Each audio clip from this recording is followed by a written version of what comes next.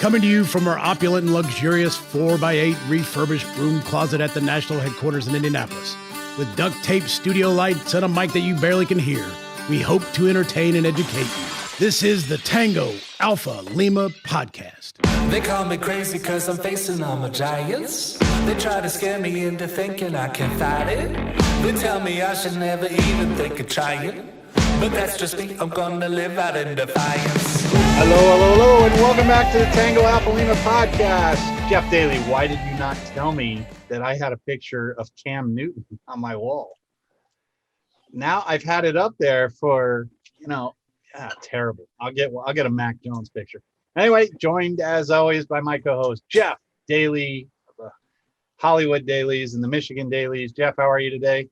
Outstanding, sir. And I was glad to see your Cam Newton up there. That was awesome. Yeah, I haven't been in this office in so long and wouldn't be today if I hadn't left my electrical cord to my computer at home. Nonetheless, Ashley Gorbolja-Maldonado, how are you today? I'm quite well. Good, except for the audio, which is a known issue. Do we think it burned, or what do we think happened? I don't know. My computer is on fire right now. In fuego. In fuego. It's not great. I'm gonna have to shut it down for a few, and then it's funny too because my work computer and my personal computer are both just like heating up. Like they're just self-fire starter bricks right now. They're just, getting all the good stuff. If you had it in this office, you would tell exactly how hot it is because, again, no air conditioning in this room. I am dying. All right, today's topic. We got a special guest today, Avalisa Ellicott. She joined the U.S. U.S. Air Force in 2007, and though she proved herself capable of doing her job, she was constantly faced with her chain of command fighting to get her kicked out. At the time, she presented as a male, but gradually stopped following male gender expression rules when not in uniform. An unfortunate incident resulted in her being medically discharged from the military, medically retired. After leaving the military, Avalisa transitioned to reflect her true self and then made it her mission to help educate others. She knew there was a lack of representation for Black trans women, so she started a YouTube channel to share her experiences. This led her to join a collaborative channel called the Trans Youth Channel, where trans men and women reached out to help trans youth. Apparently, Ashley's dog is very eager for this. She's I hear you, buddy. Loving everything about our guests. That's my Elliot, Miss Ellicott, Avalisa gradually became more active in the LGBTQIA community, first in Austin, Texas, and then around the country as a speaker and an educator. She now travels around the world to promote equal treatment of trans people in society. We will be right back after this message with Avalisa Ellicott. The American Legion is Veterans Strengthen America. We're in your community, supporting veterans, service members, and their families, enriching the lives of young people and promoting citizenship and patriotism. Our members are passionate about these core values. Help strengthen America by joining the American Legion today. For more information, go to legion.org/join. All right, now we're joined by Avalisa, and Ashley, you will go first today. All right. Well, thank you for coming on. I appreciate, your background, your story, and I'm really excited to learn a little bit more about your YouTube channel and how you've been sharing your experiences. And I see that you also have a trans youth channel as well, and you've been invited to collaborate and really to help folks better understand the LGBTQIA+ community. So I'd love to hear a little bit more about your advocacy journey in trans rights and how you've become kind of a YouTube influencer and advocate. So after I got out of the military, I knew that I wanted to transition. I've known since I was like 3 or 4 that intrinsically I was a girl. Unfortunately, extrinsically, I was not. And so it was this imbalance within myself that I had to come to find out that was actually possible to change, because it didn't seem like there was anything I could do about it. But when I was about 18, I met the first trans person for the first time. And I was like, oh my God, I can actually do something about this. And so I was in college at Old Dominion University, in Norfolk, Virginia. And I was struggling because I was in the process of finding myself. And so waking up early and going to class really didn't fit into that. And so my mom called and she was like, I'm not going to be paying for you to go out of state for you to not go to class. And I was like, okay, so to make money, I'm going to join the military. And so I went to BMT and I wanted to play this role. I wanted to be as masculine as possible. And that's kind of what it felt like my whole life. Like I was acting, like I was playing a role. And so I went into BMT and I was like, I'm going to be as butch as I can. And somehow by the end of basic training, everybody was like, you're like a mom to us. And I was like, that didn't work as well as I thought. And so had my entire military experience and got out and I was like, finally, I can do it. This is the time. And so I did a lot of research, and this was 2010, 2011. I was doing a lot of research online and I was looking at YouTube channels and stuff like that. And unfortunately, I didn't see anyone who looks like me. I didn't see the representation of Black trans women on YouTube. And so I was like, oh, well, I'm about to go through it now. So if I film it, then everybody else can see my videos and then they can see themselves. And it didn't feel like advocacy. It didn't feel like any form of activism. It just felt like, helping somebody out. And so I started, filming my journey, talking about the things that I was going through. And Trans Youth Channel reached out to me and they were like, hey, we love your videos. They get really good traction. Would you like to come and be a part of us? And so I was on a panel of about 10 trans people back in like 2012, somewhere around there. And each day, one of us would make a video and we would address a specific topic or respond to a specific question. And so that was really cool for me. But even then, it didn't feel like advocacy or activism. It just felt like, oh, you asked me to do this, so I'll do it. And I was living in Austin at the time and extremely visible as a Black trans woman. And so people would consistently come up to me and be like, hey, want to do this thing? And I'd be like, yeah, let's do it. Let's go to the Capitol and sit on toilets in front of the Texas State Capitol. Yeah, this just sounds fun.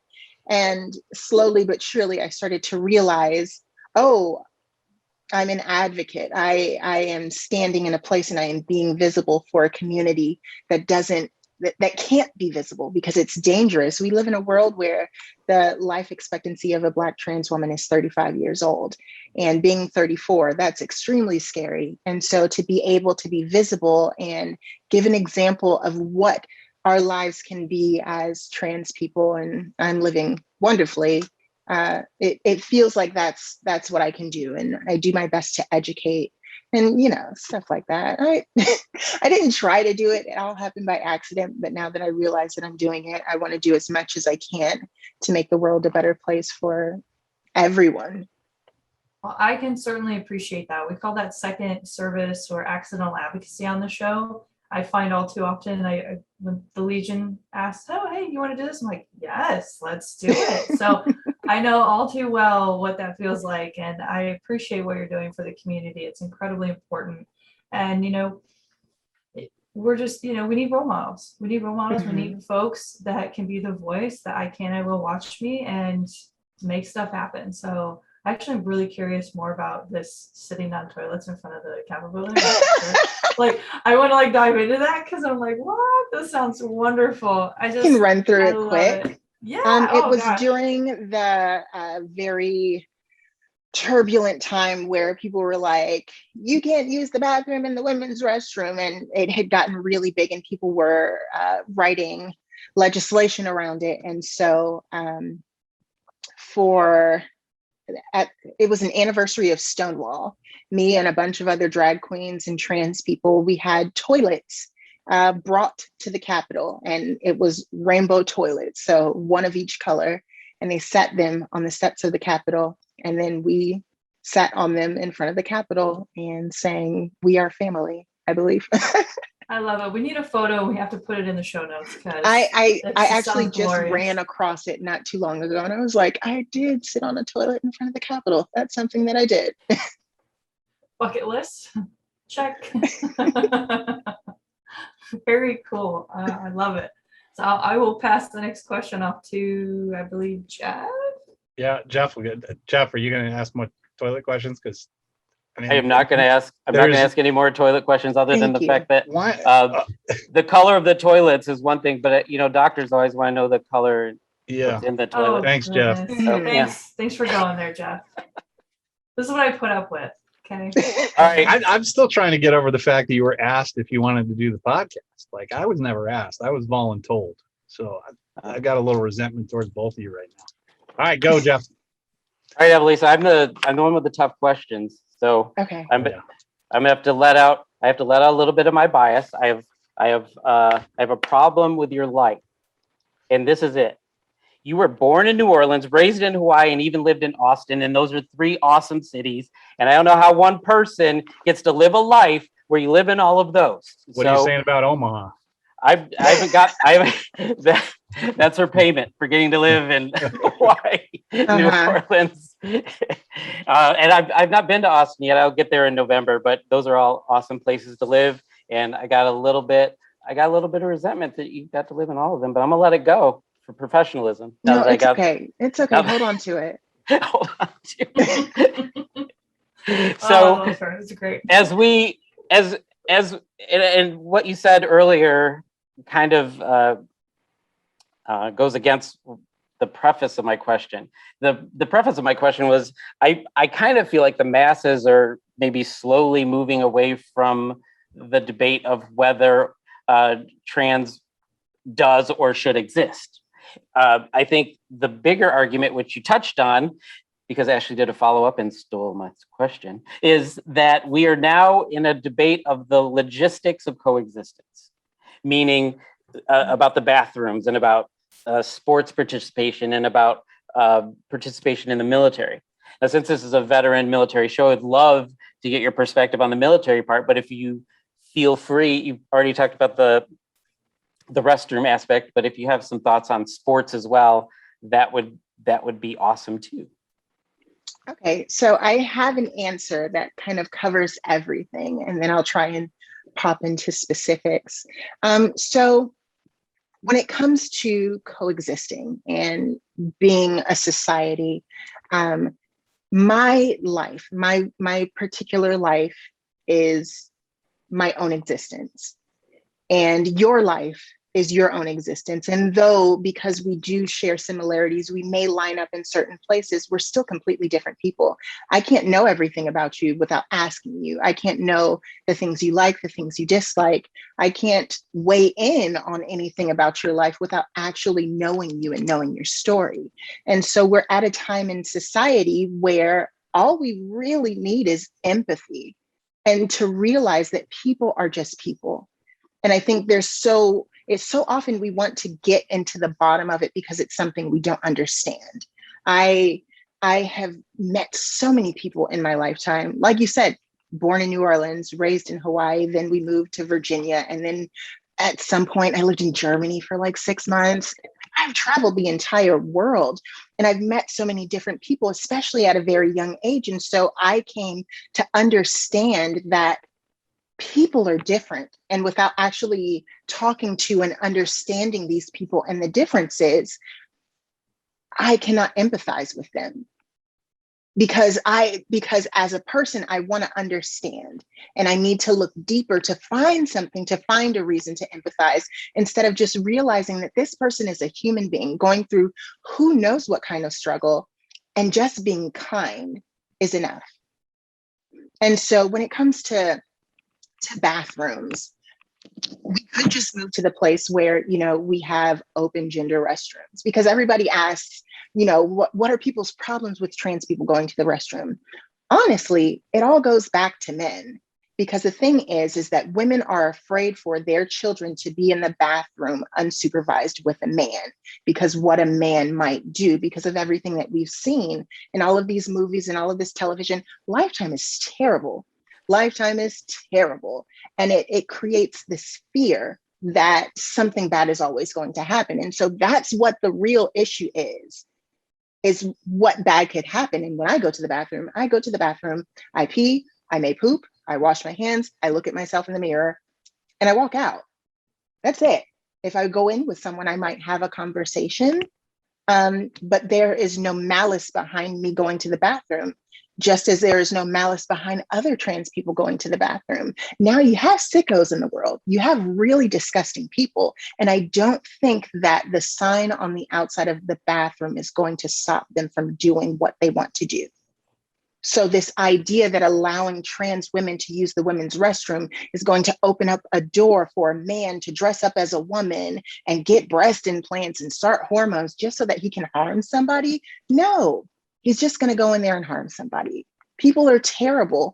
And instead of just realizing that we are all human, we're trying to get into that one little place, that one place where we're able to put that in a box and say, this makes sense.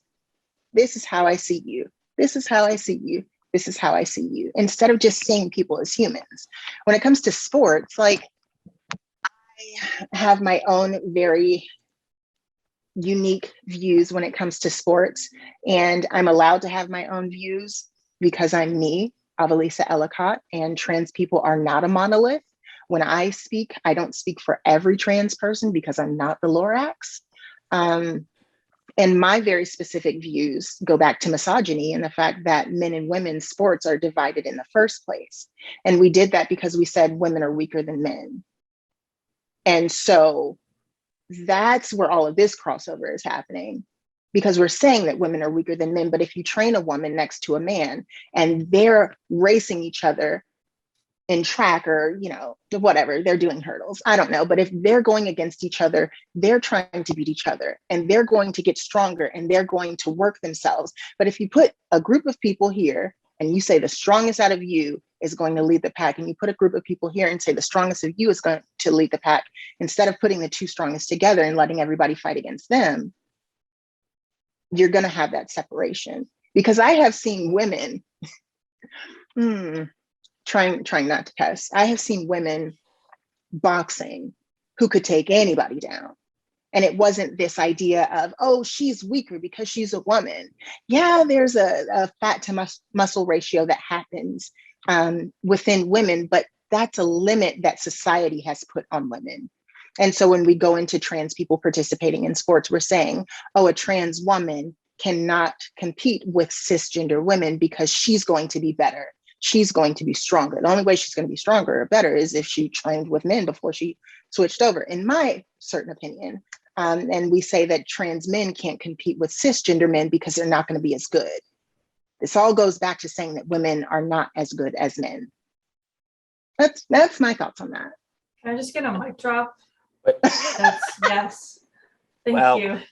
Well, I mean, I don't want to get into the sports one too much because there are some skeletal muscular differences, but on the bathroom thing, it's also about women, because my ex-girlfriend, I didn't know women could poop until well into it, and I think that you all are hiding the fact that you have bodily functions. That's why I think we have separate bathrooms. I'm somewhat concerned that Honestly, Jeff Daly's autobiography is now going to be entitled Malice in the Bathroom. That's what really concerns me. honestly, it all started when women joined the workforce and the men in the workforce saw their bathrooms and they said, this is kind of gross. We're going to give them their own place to go to the bathroom. And so that was the beginning of men and women's restrooms. But at the end of the day, if we're all going in there to do the exact same thing, why do we need a sign on the front of the door? If everybody goes into a stall, does what they do, and then walks out and washes their hands and leaves, I don't see a problem. That's the way that they had it in Europe. And Ally McBeal. Really? That's where we're going to go with this. Hey, I will say on the sports thing, if anybody watched the Olympics, that female wrestler from Texas, the first thing I thought Tamyra Mensah Stock, the first thing I thought when I saw her was, she could kick my ass in about 4 seconds. So yeah, and he wrestled in college. I wrestled in college, and she was so fast I couldn't even watch it on TV. She was amazing. So we already went through where you were in Texas, you were in Virginia, and then you moved to Nebraska, which, if I were to peg 3 states that I wouldn't view as necessarily friendly, those probably would have been high on the list. But it also talks in here how you travel the world, and I'm curious. and in traveling the world and obviously in different cities, do you find a pretty big cultural shift on where you're more welcome or less welcome? I think a lot of that, a lot of the answers that go to that question deal with intersectionality and the fact that I am a woman, I am Black, and I am trans. And I'm not each one of these things separately. Sure. I am all of them at the same time. And as they mix and mingle with each other, they get even grosser. And so existing in society as a Black person, you know places that are better for you, you know places that aren't. Existing in society as a woman, you know places that are better for you, you know places that aren't. And existing as a trans person, you know places that are friendlier towards you, and you know places that aren't. And so it all just kind of depends. But at the end of the day, I do have the privilege of being cis assumed in most spaces. It's been a while since somebody was like, "Excuse me, sir." And so, you know, I don't stand out in that way. It's very weird to me now at this point in my life, because people will stop me and be like, "Oh my God, you're so tall. Your legs are so long." And I'm like, thank you. I appreciate that. But, you know, the first thing that I think when somebody stops me is, oh God, they're going to call me a man. Somebody's going to get angry. Then it's going to be dangerous and I'm going to die today. But, you know, that's just trans fear, and I'm not going to go into that. But I will say being in Austin, Texas was absolutely amazing. It was just, everybody's a weirdo in Austin. And so nobody's really focused on your weirdness. And so me transitioning and starting my transition there, nobody ever really looked at me sideways. I struggled, you know, finding work, because all Black trans women struggle finding work. But outside of that, it wasn't that terrible of a place. And then when I moved to Omaha, I will say that extremely friendly. You got that Midwest nice. Yeah. But at the same time, I think being in a space that was predominantly white, I struggled in that aspect. And then once I was able to get in those spaces, then it was like, oh, you're trans. And it was either, oh my God, I love you. Or it was, that's nice. So I think what we could take away from this, though, is in the future, I can quote you as just saying all people in Austin are weirdos. So yes. I can no longer be held responsible, because I am quoting directly from Avalisa Ellicott. Yes. So from now on, anybody, don't send a hate mail to me, folks. All right, let's take a quick commercial break, and we'll be back in 30 seconds. Did you know that you could cut a 5-pointed star in one snip? Betsy Ross did. Learn her secret and many other things you might not know about Old Glory in the American Legion's bookazine, Indivisible, the Story of Our Flag. Available at legion.org/emblem sales. All right, we are back with Avalisa Ellicott, and we are up for round 2. Ashley, go. All righty. So it is the anniversary of Don't Ask, Don't Tell being, you know, repealed, if you will. So we're at the 10-year mark, and I wanted to kind of explore a little bit more about your service and the things and values that you took away from your service, and how they've helped you be your true and only self, right? And sorry, I got my dog here. Did you hear that? I literally just put my hand right on her face. Anyway, excuse me, as I was. So your service, you know, your thoughts on, you know, Don't Ask, Don't Tell. We're coming up on the anniversary. You know, how has your service inspired or influenced you, and what are your thoughts on the issue again? So I was in before Don't Ask, Don't Tell was repealed. I actually got out of the military, and then they were like, Don't Ask, Don't Tell is out of here. And I was like, really? Now, a lot of my military service was a witch hunt. After I got out of basic training, I decided I have been bottling up all of this femininity, and it doesn't interfere with my job. that was a question you asked earlier. If I can get around to that. It doesn't interfere with my job. I'm able to do my job just the same as everybody else. And so I'm not going to hide it. And that led to one of my instructors accusing me and my best friend of having an affair.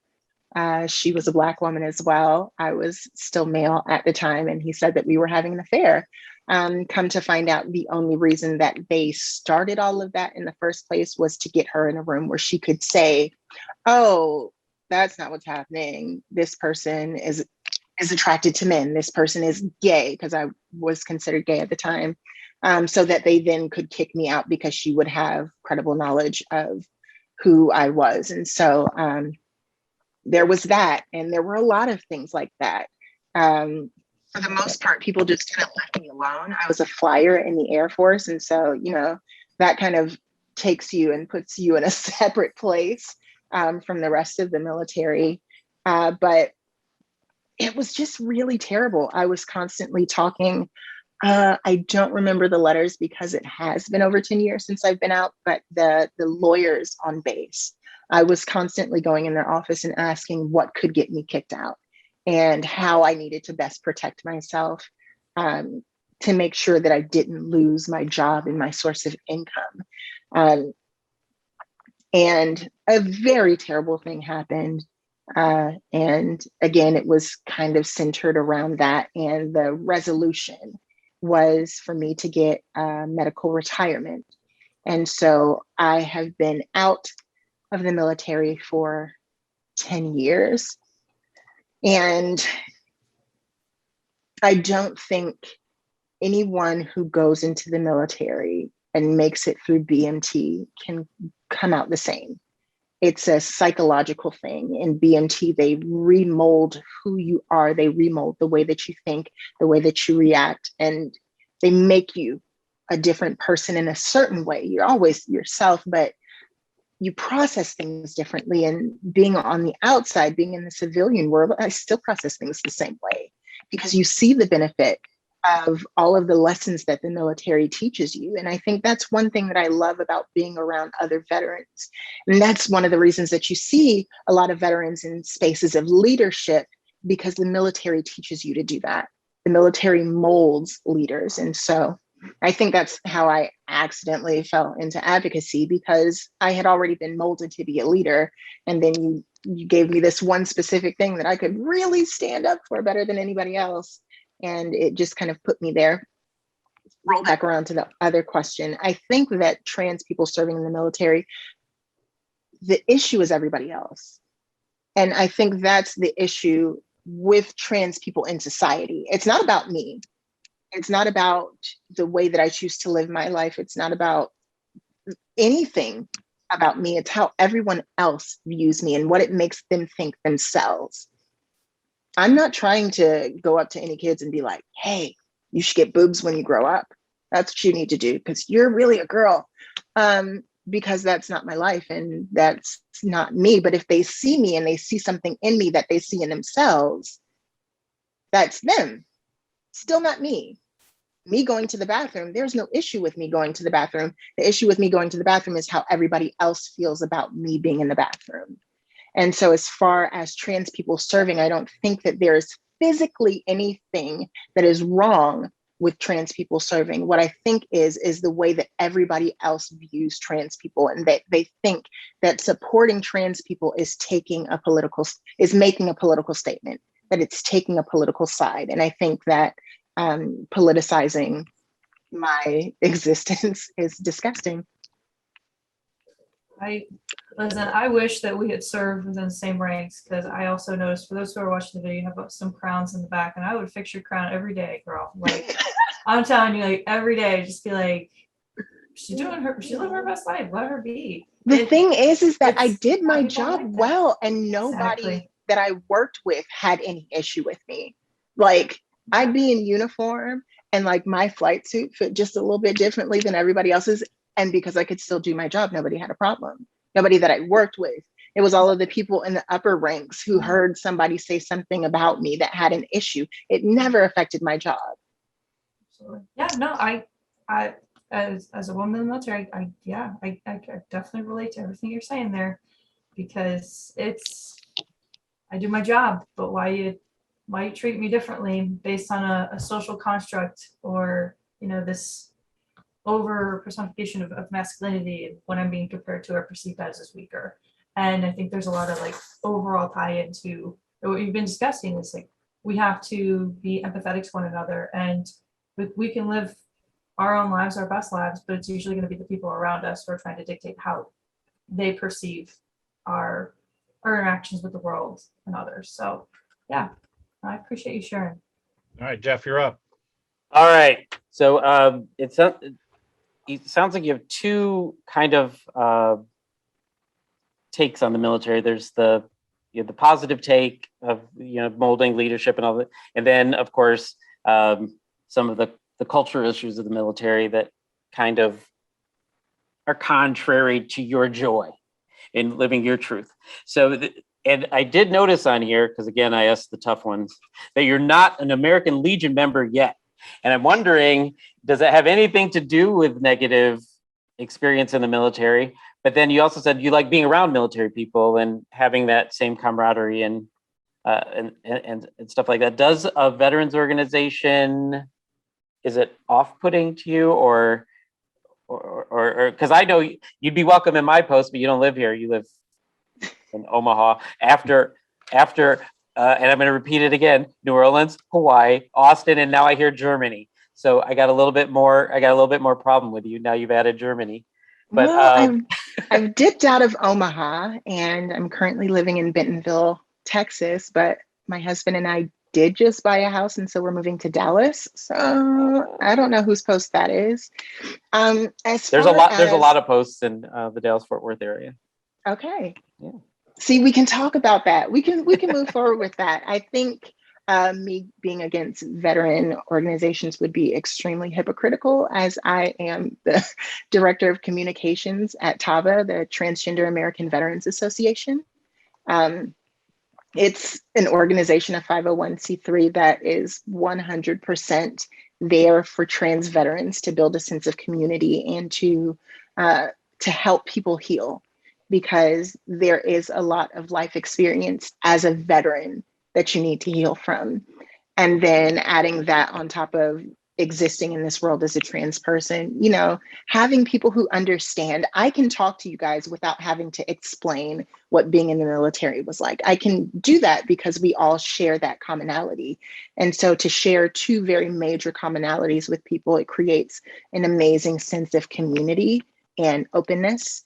And so being in that organization has been so healing for me. And that's why I'm now saying I love hanging around with other military people, because I don't have to have that conversation. However, before that, I went with my friends to a veteran event, and I was there as a trans person and also as a veteran. And I had a lot of cisgender veterans tell me that I was not a veteran, that it didn't count that I served my country, that I was an abomination, that I should have never been allowed in the military, and all of this other negative stuff. You would have been okay with that one. Yeah, you could have said that one. But it was just mind-boggling. And even as a part of TAVA, I have been, working on our social media presence. And so I have been putting ads up, and we put an ad up that said, "Are you a veteran? Are you trans? Join our organization, be a part of our community." And the amount of comments that were negative was absolutely revolting. And a lot of them revolved around the exact same idea that because of transition and because of transness, we could no longer be veterans. We no longer qualified as veterans. And then you had all of these people saying that we were no better than anybody else, and we didn't deserve to go to the VA, and we didn't deserve to get special treatment. All we want is to be better than everybody. And I was like, what is wrong with you? What is wrong with you people? Why are you being crazy like this? I even had one old guy tell me that he was gonna make my butt hurt and it wasn't gonna be from a spanking. And I was like, why are you on Facebook? Why are you this comfortable? Well, first of all, I wish somebody had taken the time when somebody says these things to you to ask them if they know actually what the definition of a veteran is, because how people live their life outside of uniform I haven't seen a definition that said that. And also the fact that they are questioning the military, which also you don't really do, and just the fact that what they're speaking about is contrary to life, liberty, and the pursuit of happiness in a constitution that they swore to defend. So if anybody who didn't come away from the service with a service mentality, it wouldn't have been you. I'll just leave it at that. It just doesn't make sense. But, you know, a lot of those negative interactions very much shied me away from participating in things like that, because I spoke about it earlier. There is a fear that all trans people carry throughout their lives, that something bad may happen to them. And when you get a whole bunch of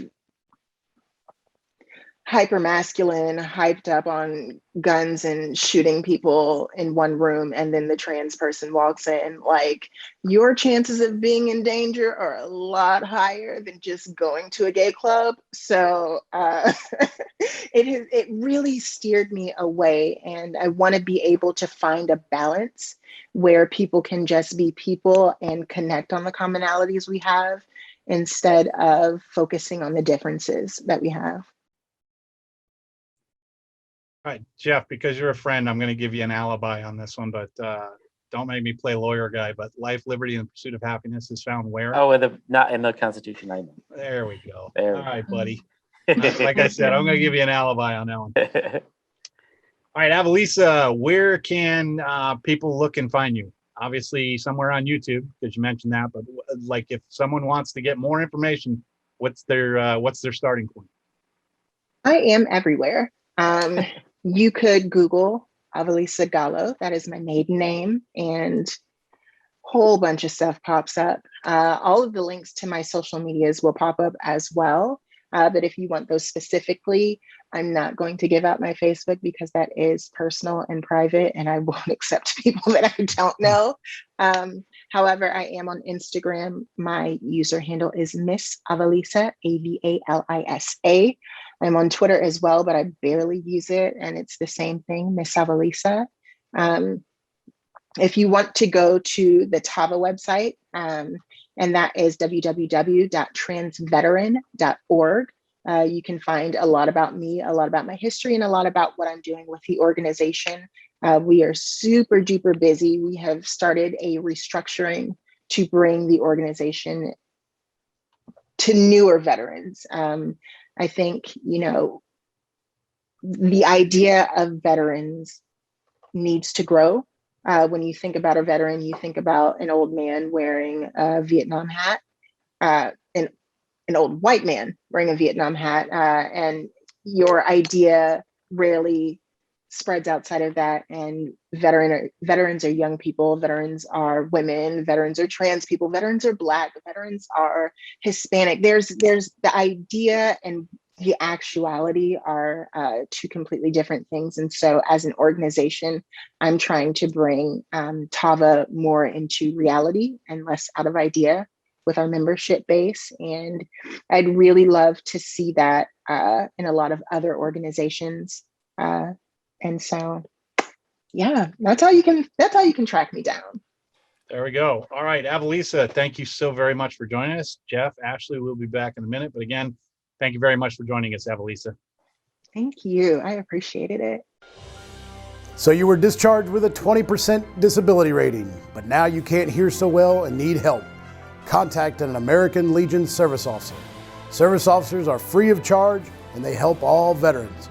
Find one near you with our online tool at legion.org/service officers. All right, and we have now heard from Avalisa, and we will start with you, Ashley. What did you take away from this? strong, empowering, inspirational. She's got everything put together and she's helping people. I mean, anyone who falls in that second service and, you know, that accidental advocacy and continues to push forward. And now, you know, she's a communications professional for her organization and she's kind of like running at folks and making things happen. And I think there's a lot to be learned from the things that she said regarding how we view the trans community, the LGBTQ plus community. And it really challenges the misnomers of you know, gentrification in our culture. So I hope people, you know, are going to take what they need from this episode today. Jeff, what do you got? I like the notion of an accidental advocate. An accidental advocate didn't get there from networking and saying what I'm gonna do, just living a life of truth that people recognized, and then said, what she appears from our short time together to be doing is she's normalizing a life that people have been ostracizing. And I think that's what's most powerful is communicating. We're just like everybody else. I do my thing. I have my faults. I have the good things about me, just like you do, and just going on about life. And I think that is the best kind of advocacy. Yeah, Jeff pretty much stole what I was going to say, but yeah, I mean, there's a strength of a product and there's strength of a salesman, and she's managed to kind of get both of them here. So yeah, just very well-spoken, intelligent. You know, it really, there was nothing weird or anything. You know, she talks about how everybody's in Austin is weird. She's the least weird person I've ever met from Austin. So I don't really know. I don't even know where to go with that. But either way, I thought it was a very interesting interview. Remember, everyone else, subscribe to the Tango Alpha Lima podcast on Apple Podcasts, Spotify, YouTube, or wherever you listen to podcasts. And while you're there, review and rate us, preferably 5 stars. If you want to send us feedback, you can comment on YouTube or Facebook, or you can send us an email at tangoalphalima@legion.org, 5 stars. And don't leave any crazy comments, you crazy people, if you happen to be following her over to where we are, because we will just delete it. So anyway, Ashley, Jeff, great seeing you again. And I guess we will probably do this again next week. You know, God willing, the creek don't rise. I guess I'll see you then. Bye, everybody.